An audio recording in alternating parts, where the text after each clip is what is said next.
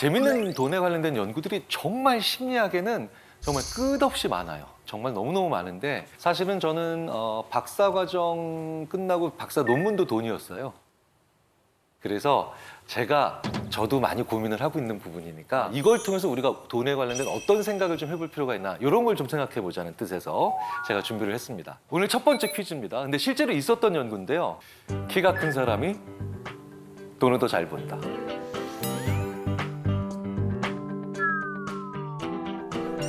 갑자기 한승현님 갑자기 굉장히 속상해하시고 지상렬님 굉장히 지금 뿌듯해하시고 계신데 오라고 생각하시는 분 한번 손 들어주십시오.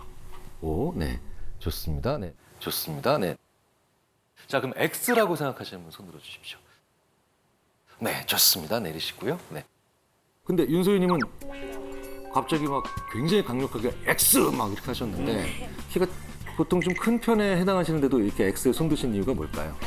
저는 조금 키가 그래도 상대적으로 작으신 분들이 왠지 그 컴플렉스라고 생각을 하실 수가 있어서 그거를 이제 상쇄하려고 자기 개발을 좀 많이 하시고 노력을 많이 하셔서 더 돈을 벌 확률이 높다고 생각을 해요. 그런데 이제 이 연구에서는 답은 O였어요.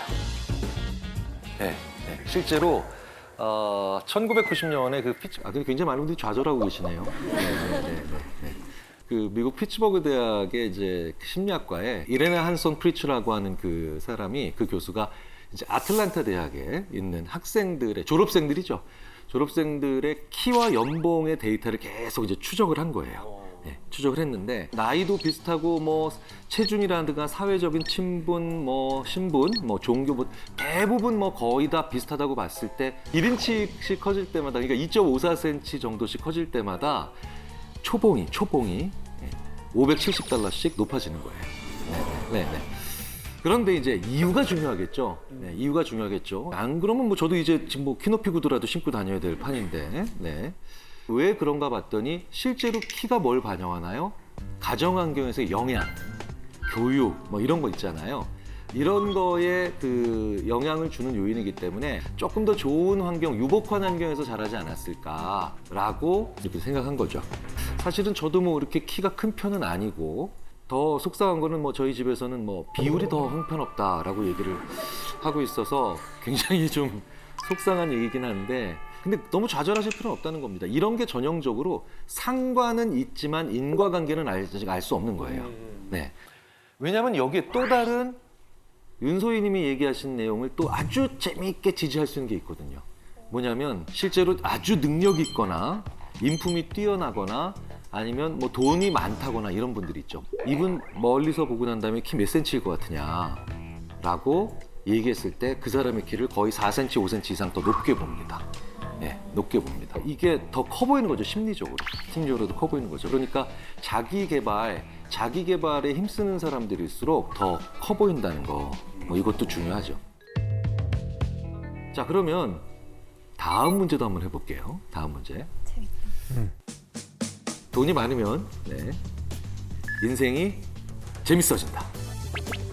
맞다고 생각하시는 분 손 한번 들어주십시오. 맞다고 생각하시는 분? 네, 좋습니다. 네, 맞다고? 네. 그렇지 않다고 생각한다. 네. 야, 이거 왔다 갔다 하네. 네. 감사합니다. 네. 자, 아까 한승현님 O를 선택하셨어요. 네. 왜 O를 선택하셨나요? 아무래도 그 돈의 문제가 좀 줄어들면 내가 해야 하는 활동보다 하고 싶었던 활동에 더 시간을 쓸 수 있어서 좀 더 재미있는 생활을 할 수 있지 않을까 그렇게 생각해요. 꽤 많은 분들이 한승현 님이 하신 말씀을 이렇게 표현합니다. 돈으로부터 벗어나서 진정한 자유를 얻고 싶다. 네, 이런 얘기들 많이 하시거든요. 아마 그런 맥락이신 것 같아요. 네. 그런데 죄송하게도 정답은 X였습니다. X였어요. 네. 제가 참 좋아하는 그 스페인의 조르디 코르바기라고 하는 그 심리학자가 있어요. 이 조르디 코르바기 그 실제로 돈이 사람을 얼마나 재미있게 만들 수 있는지 없는지에 대한 실험을 한번 해본 거예요. 네. 그러니까 실험 참가하신 분들을 대상으로 일상생활에서 재밌는 이야기거리를 생각하게 한 겁니다. 예를 들어서 뭐 누구를 만난 거, 아니면 어디 가서 재밌게 논 거, 그리고 그 이야기거리가 얼마나 재밌을지 스스로 점수를 매겨보게 하는 거예요. 그런데 사전에 뭘 측정했겠습니까? 그 사람의 재산. 재산을 측정해 본 거예요.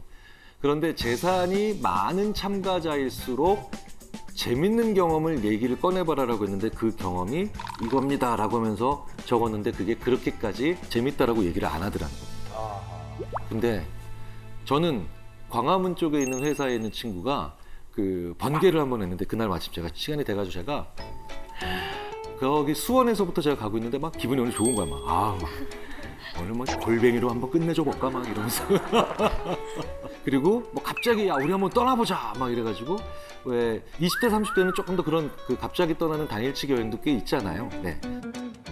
사실 이런 것 우리가 살아가면서 되게 소소한 행복들이 우리에게 다 대부분 큰 것들이잖아요. 큰 것들인데 이게 그분들한테는 재밌지 않다는 겁니다. 재산이 많은 분들에게. 이게 왜 그러냐면 여러 가지 이유가 있습니다. 여러 가지 이유가 있는데 큰 부자인 분들은 다는 아니지만 꽤 많은 분들이 치르는 형벌이 있어요. 자녀를 가르칠 때 제일 먼저 가르쳐야 되는 게 아무도 믿지 말라는 걸 가르쳐야 돼요. 아무도 믿지 말라. 소름이다. 정말 못 믿어요. 왜냐면 잃을 게 너무 많거든요. 그래서 어떤 친구가 저한테 야 경일아 오늘 야 막창 2인분에 소주 한 병씩 할까? 딱 이러면 그래! 라고 가죠. 근데 그 돈 많은 분들은 얘가 날 왜 불렀지를 생각을 하셔야 되고 그렇죠? 얘가 나한테 오늘 무슨 청탁을 해야 될까를 고민하셔야 되니까 그게 즐겁지 않은 거예요. 게다가 큰 돈을 가지고 있으니까 내가 왜 굳이 이런 작은 거로부터 행복을 느껴야 되냐라고 하는 평가절하가 일어난 거죠. 네. 그러니까 돈이요 꼭 좋은 건 아니에요. 게다가 실험적으로요 평범한 우리들조차도 돈을 보면 옆에 돈을 놓는 것만으로도 지금 보고 있는 것에 대한 흥미가 반감돼요. 이 조르디 포드박 교수가 컬럼비아 대학교 방문 교수를 할 때 이제 재학생들을 대상으로 초콜릿을 먹게 해요. 초콜릿. 네. 초콜릿.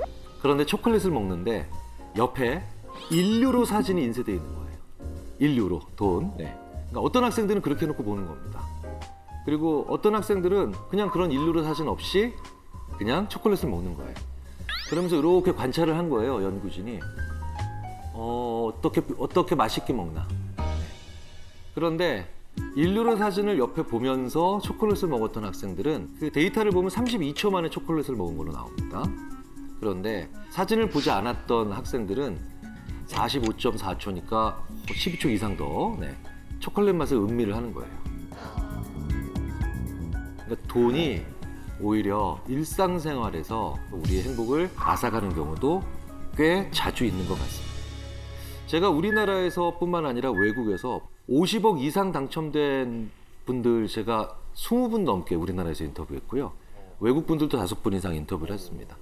복권 당첨되면 제일 먼저 바꾸고 싶은 게 보통 어떤 거라고 생각하세요? 복권 당첨 뭐부터 바꾸실래요?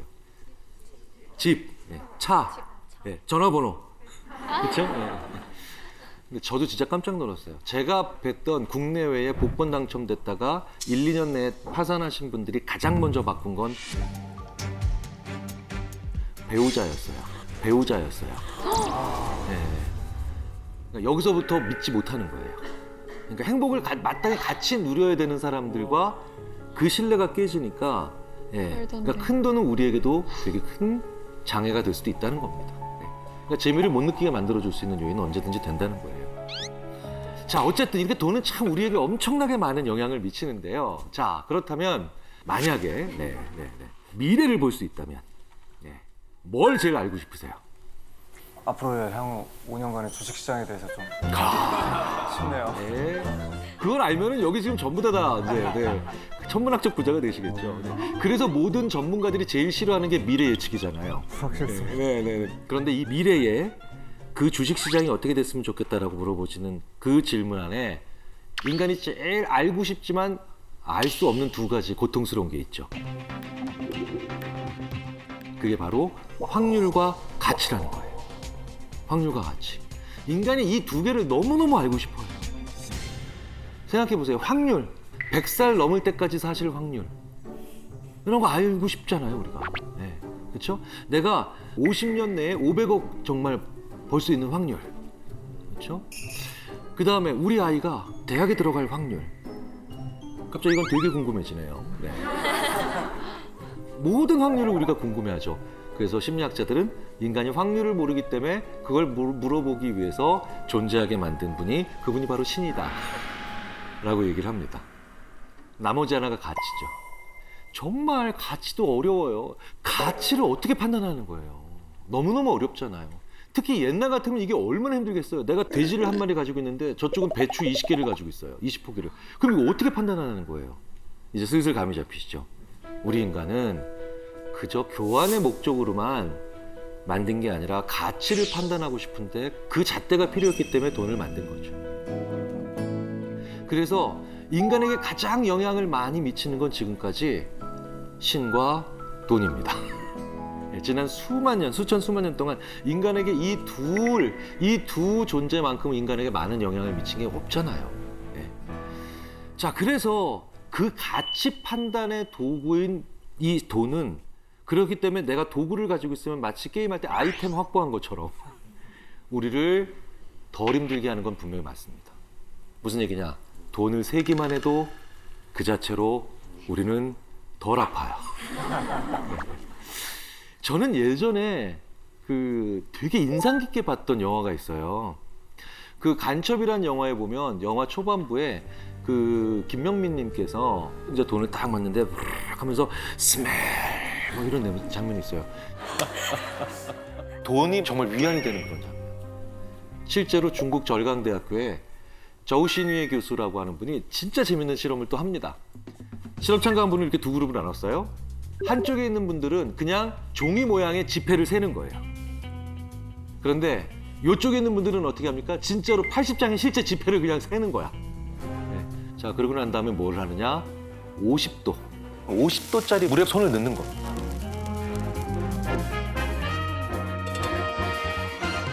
그런데 결과가 아주 재밌게 나왔다는 거죠.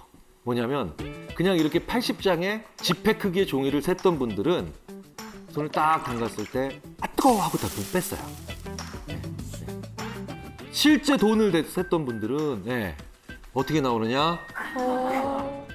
반응이 일어납니다. 역시 몸이 풀리는 것 같아. 뭐 이러고 나오더라는 거예요. 무슨 얘기입니까? 돈은 확실히 만지는 것만으로도 고통을 감소시켜주는 건 분명해요. 네, 분명해요. 그리고 2002년에 노벨 경제학상을 받은 다니엘 카네먼 교수. 네, 저 같은 인지심리학자죠. 프린스턴 대학에. 실제로 이런 연구도 조사도 해본 적이 있습니다. 월 수입 3,000달러 이상인 분과 월 수입이 1,000달러 이하인 분. 이분들이 일상생활에서 느끼는 고통의 정도에 점수를 매기는 걸 하는 거예요. 네. 그런데 확실히 돈은 부족할수록 평범한 수준이나 보편적인 수준에서 특히 가난을 향해 갈수록 같은 사건을 경험하면서 더 고통스러워하는 건 분명합니다. 네. 그래서 돈은 그 자체로서 행복 촉진제는 아닌 것 같아요. 근데 분명한 건 불안 완화제, 고통 진정제는 맞는 것 같아요.